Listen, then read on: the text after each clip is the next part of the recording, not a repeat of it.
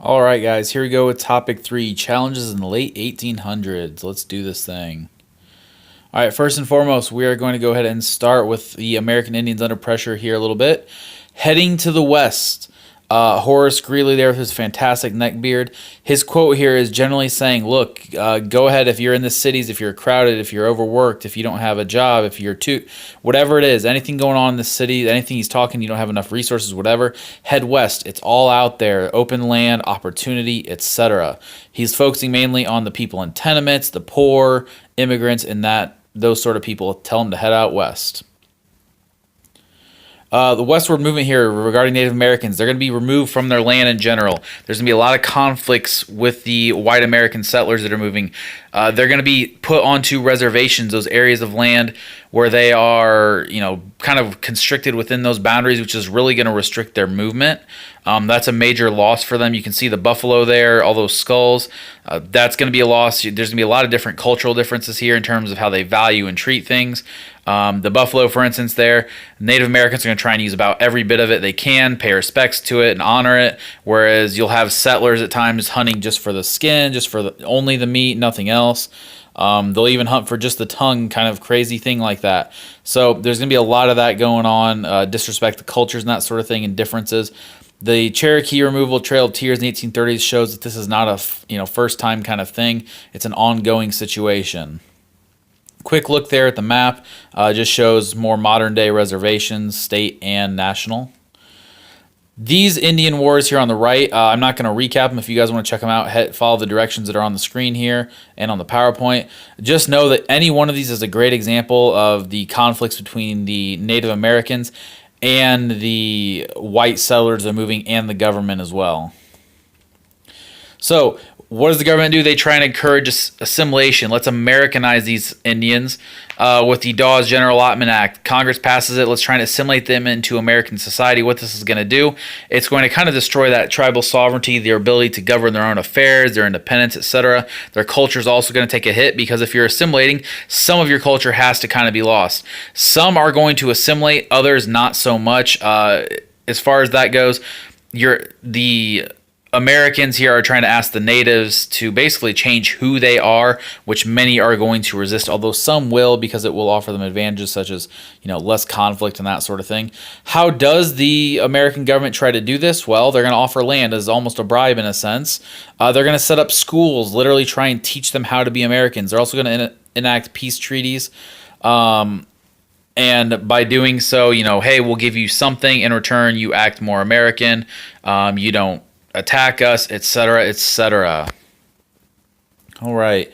Looking at the Ghost Dance and the end of Indian resistance here.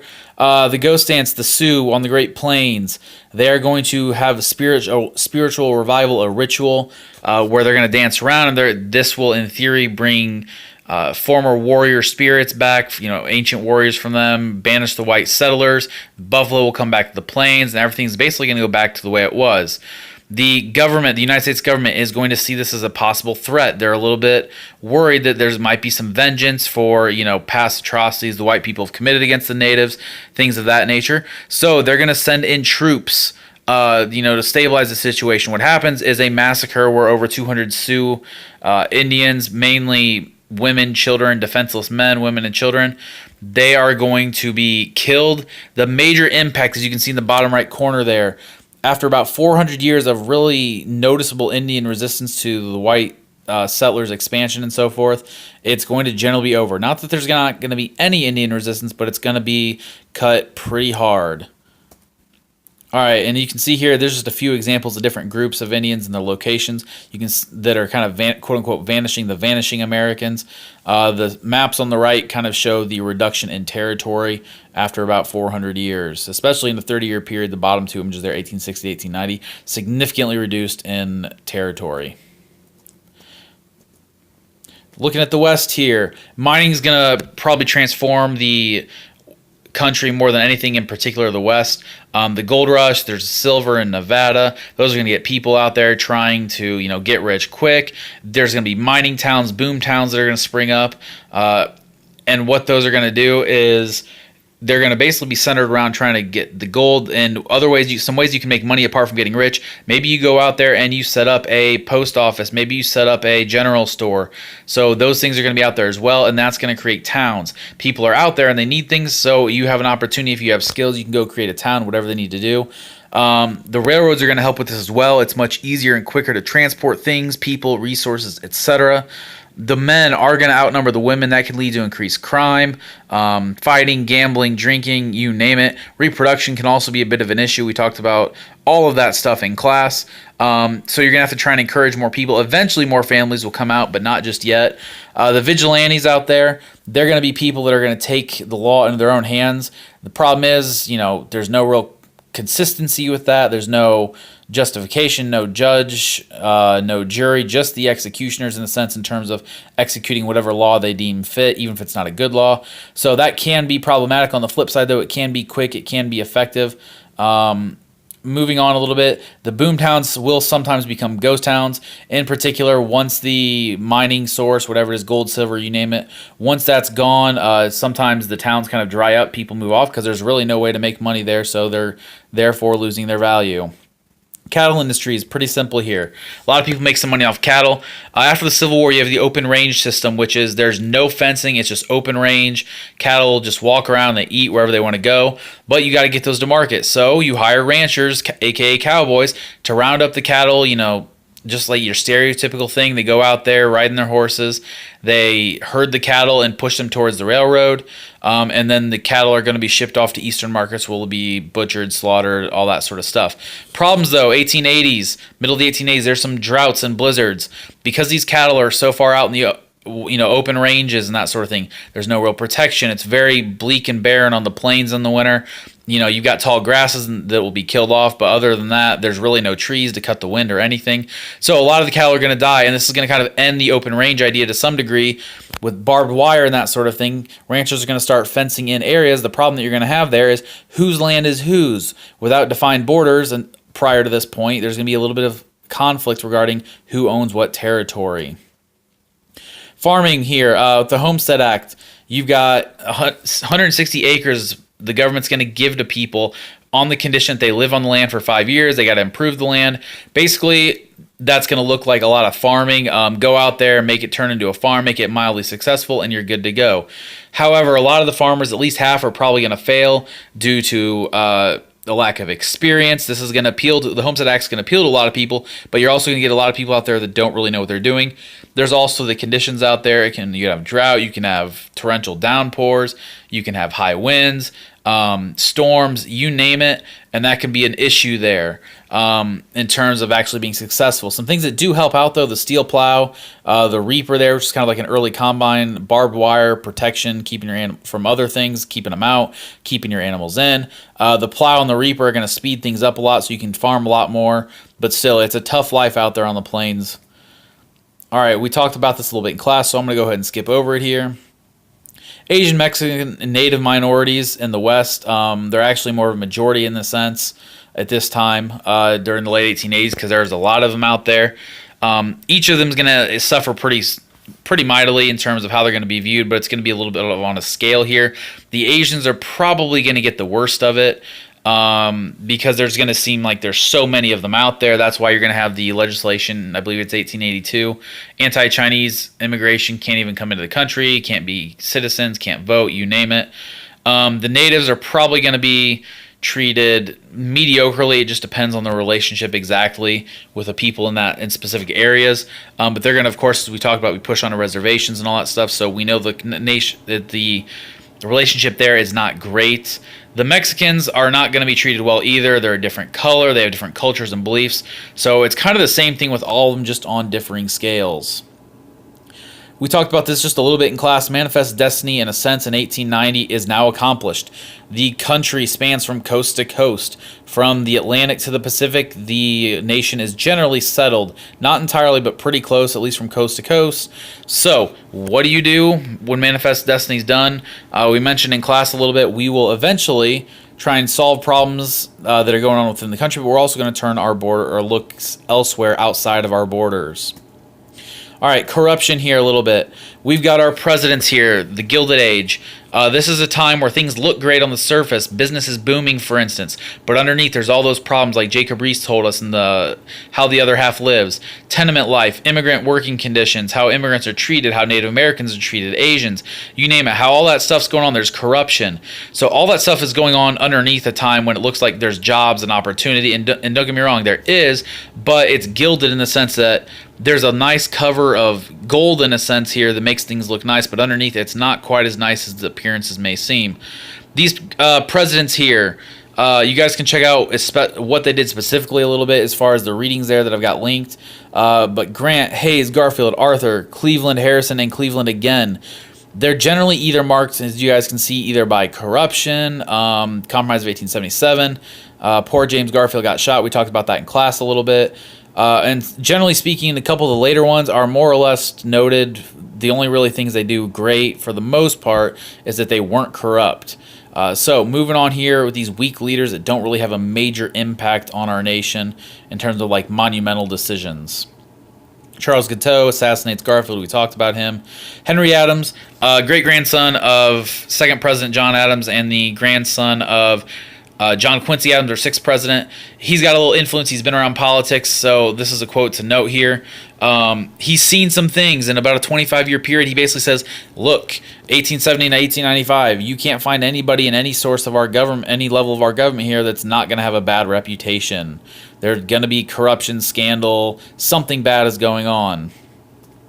Vocab real quick. Just an overview here. Spoil system, we talked about that with Andrew Jackson back in the day. It's going on more than ever at this time. Politicians are going to give out jobs in particular to friends or people that have helped them get elected, etc. It doesn't matter your qualifications. It's all about helping out those that helped you, which means you can have some problems. Jobs may not get done well, may not get done at all, less efficient, you name it. Political machines. It's a political party in a sense, an organization. There's going to be a boss, a leader, who's going to get the support of their workers. When those workers help them get elected, stay elected, expand their power, they're going to get rewards. Ties in very nicely with the spoil system. The gold standard, basically what happens is the gold, in order to print money, the nation has to have that amount of gold. So if you want to print off, $100,000 worth of money, you need to have $100,000 worth of gold in your nation's bank. The opposite of that is the fiat money, which is not backed by gold or silver. It's not backed by anything, precious metals of any sort like that. The government basically says, hey, your $20 bill is worth $20, which is the difference from the gold standard where the government actually has gold backing it up. Spoil system and political machines here with the corruption, they kind of go hand in hand in politics during this time period. There's a lot of them out there, but the most famous one is Tammany Hall or the Tammany Ring in New York City. Boss Tweed, as you can see him there on the right. Some of their goals, apart from staying in power and helping out those that help them and help their friends out, they're going to try and get the immigrant vote. That's a big one because there's a lot of immigrants that need a lot of things, food, shelter, jobs, those things and more. If you guys can think of anything else, that's going to get them a lot of votes at the polls because they're going to basically say, hey, look, all you have to do is next Friday go down and vote for me and I'm going to give you these things. The spoil system, not a lot of benefits other than the people that are going to benefit, they're in on it. Other than that, there's not a lot of benefits. There is a fringe benefit, however, I will say it's a benefit in air quotes, in a sense, it's a gilded benefit. A lot of people are going to participate in elections and that sort of thing. 75 to 80% voter turnout, which is astronomically high compared to today. I think today is only like 20 to 30% of eligible voters. The only thing about this is being so high, are they really voting in a sense, or are they just going down there and checking off a box because they were told to or offered something? Are they really voting for what they think is best? Probably not. Pendleton Civil Service Act does something really nice, though. It counters the corruption that is the spoil system. It reduces the power of it overall. Basically, you have to take a test in order to get a government office. So that's a nice change. Now you're going to get more qualified people in there. Partially brought about by Andrew Garfield's assassination. We talked about Guiteau. And how he kind of wanted a job for, in his mind, helping out Garfield get elected, didn't get it, so he kills him. This is brought about by that a little bit, plus a few other things. So wrapping that up, it goes ahead and it makes it so you have to take a test and actually be qualified to get a government job, and you can't just be someone's friend or have helped them in the past. Economic policies, the Republicans, they're up in the north. They've got industry up there. They're making a bunch of stuff. They like high tariffs because that means then you're going to have to buy American, which means you're buying from them and business is good. Democrats in the south, however, not a lot of industry, more agricultural down there. So when they need things, they need to buy them from somewhere typically, either the north or probably overseas. It's probably going to be cheaper overseas. Thus, they like the low tariff. The gold standard is also going to be talked about a bit as well. Republicans like that gold standard, kind of keeps the money supply under control. It's pretty obvious how much money's worth. Bimetallism is a Democratic thing here, gold and silver instead of just gold. Let's increase the money supply. In theory, what will happen when there's more money, then people will spend. We'll talk more about that in a little bit. Inflation will happen as a result of bimetallism idea, though. So, farm issues and populism here. Farm prices are going down for corn, grain, wheat, you name it.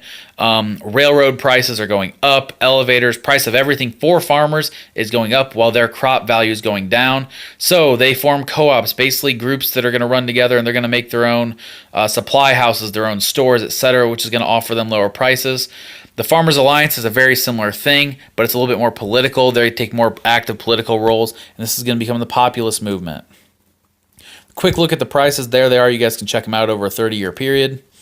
Populism here forms in 1892. It's the Omaha Platform. You guys can check that out, look it up a little bit.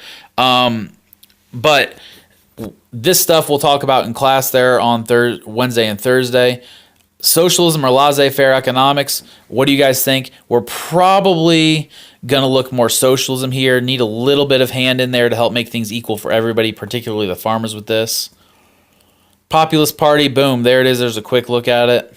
William Jennings Bryan, there's a depression going on. Things are really bad, so more of the country's turning to the populist. They've got a lot of ideas. William Jennings Bryan's going to emerge. He wants to free silver. Let's add more money, that we just talked about with the Democrats. Let's go ahead and put silver there. That's going to expand the money supply. That's going to give people more money. They're going to be able to buy things. He's got this cross of gold speech that he gives. It's a really famous deal. Basically saying that, the country is going to suffer and it's going to crucify themselves upon a cross of gold. He is the Populist Party and the Democratic Party's nominee in 1896. The Populist Party doesn't actually ever get anybody elected, but they do bring out about a bunch of different ideas that will eventually become law. So there we are. There's the election map right there, as you guys can see. William Jennings Bryan does not win. William McKinley does. So, impact of populism. What does it actually do in the nutshell, even though nobody actually gets elected from them?